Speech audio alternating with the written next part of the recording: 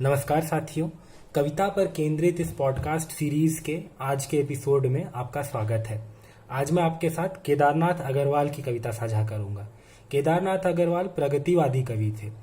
बाबा नागार्जुन, त्रिलोचन और केदार जी ये तीन प्रगतिवादी आंदोलन के प्रमुख कवि माने गए हैं।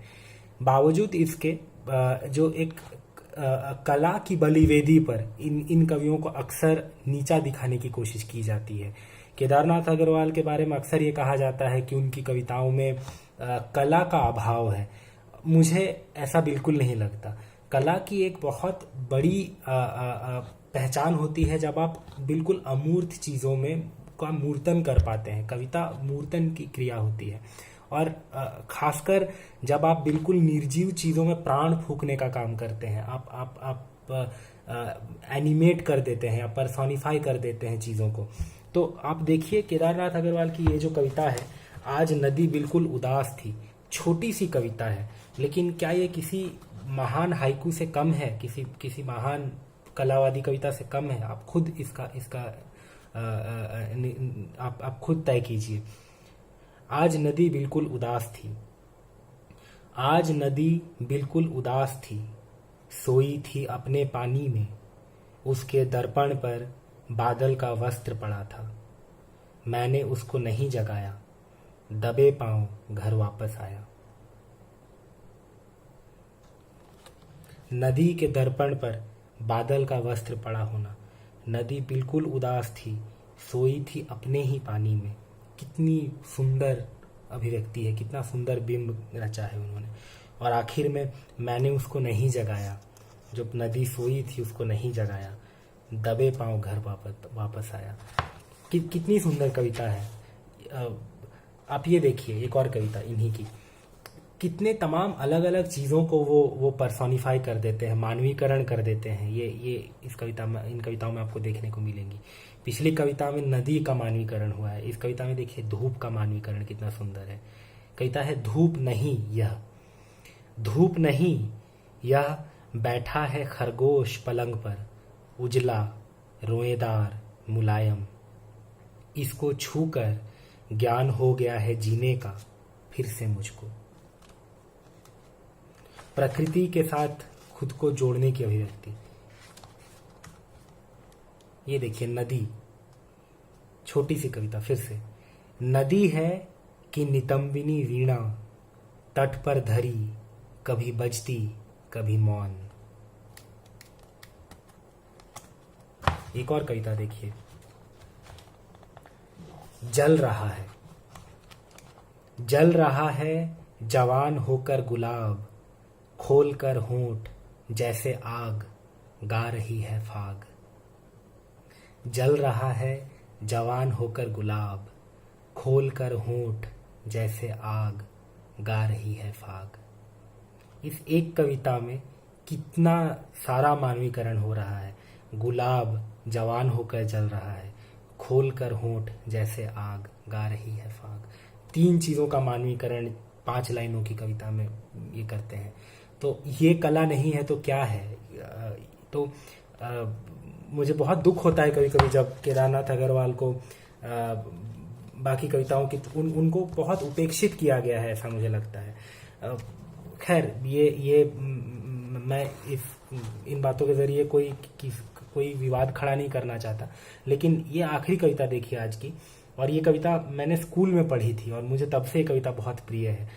बसंती हवा। इस कविता में हवा का मानवीकरण देखिए, और एक प्रगतिशील कवि जब मानवीकरण करता है तो किस तरह से श्रम की अभिव्यक्ति में मानवीकरण करता है, सिर्फ रोमांटिसाइज करने के लिए नहीं करता। अब देखिए कितनी सुंदर कविता है ये।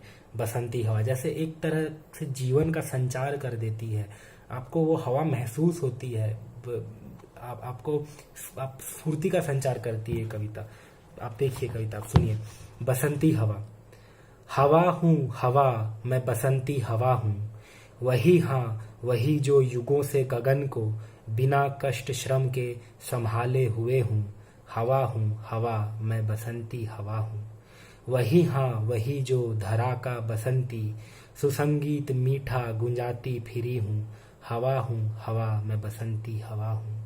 वही हाँ जो सभी प्राणियों को पिला प्रेम आसव जिलाए हुए हूँ। हवा मैं बसंती हवा हूँ। कसम रूप की है कसम प्रेम की है, कसम इस हृदय की सुनो बात मेरी। अनोखी हवा हूँ बड़ी बावली हूँ, बड़ी मस्त मौला, नहीं कुछ फिकर है बड़ी ही निडर हूँ। जिधर चाहती हूँ उधर घूमती हूँ, मुसाफिर अजब हूँ। न घर बार मेरा न उद्देश्य मेरा, न इच्छा किसी की न आशा किसी की। न प्रेमी न दुश्मन, जिधर चाहती हूँ उधर घूमती हूँ। हवा मैं बसंती हवा हूँ। जहाँ से चली मैं जहाँ को गई मैं, शहर गांव बस्ती नदी रेत निर्जन।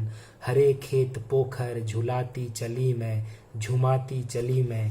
हवा मैं बसंती हवा हूँ। चढ़ी पेड़ महुआ चपा थपा थप मचाया, गिरी धम से फिर चढ़ी आम ऊपर। उसे भी झकोरा किया कान में कू, उतर कर भगी मैं हरे खेत पहुंची। वहां गेहूं के में लहर खूब मारी, पहर दो पहर क्या अनेकों पहर तक इसी में रही मैं। खड़ी देख अलसी लिए शीश कलसी, मुझे खूब सूझी। हिलाया झुलाया गिरी पर ना कलसी, इसी हार को पा हिलाई न सरसों, झुलाई न सरसों। मजा आ गया तब न सुध बुध रही कुछ, बसंती नवेली भरे गात में थी। हवा मैं बसंती हवा हूँ।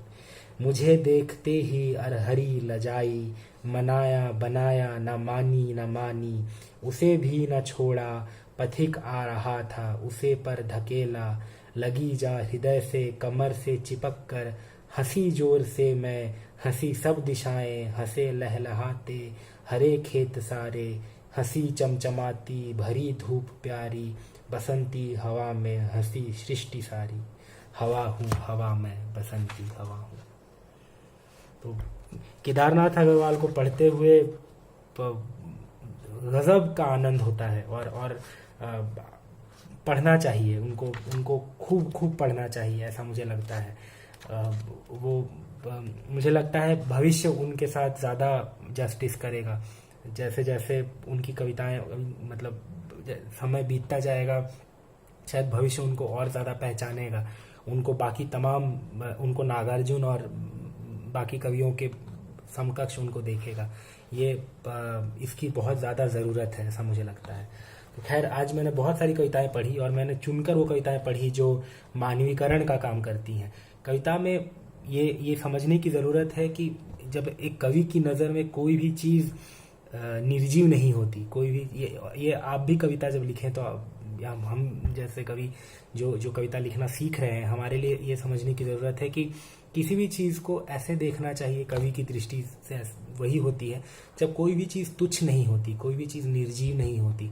हर चीज़ में प्राण होता है, हर चीज़ आपसे बात करती है। आप अगर किसी चीज़ के साथ बात करें और उसे अपने साथ बात करने दें तो वो कविता अपने आप बनती चली जाती है। तो ये इस तरह का मानवीकरण केदारनाथ अग्रवाल की कविता में देखने को मिलती है। उनकी बहुत तरह तरह की कविताएं हैं, लेकिन ये कुछ कविताएं मैंने इसलिए प्रस्तुत किया कि केदारनाथ अग्रवाल के बहाने मानवीकरण को, पर्सोनिफिकेशन का जो एक डिवाइस होता है कविता का, उसे हम और नज़दीक से देख सकें। और ये समझने की ज़रूरत है कि केदारनाथ अग्रवाल बहुत उम्दा कवि हैं, उनको और पढ़ा जाना चाहिए। बहुत बहुत धन्यवाद, आपने आज केदारनाथ अग्रवाल को पढ़ा। मुझे भी बहुत आनंद हुआ उनकी कविताओं को पढ़ते हुए। आप उनको पढ़िए और कल हम फिर मिलेंगे एक नए कवि और एक नई कविता के साथ। आप स्वस्थ रहिए, सानंद रहिए और केदार जी को पढ़िए। बहुत बहुत धन्यवाद आपका।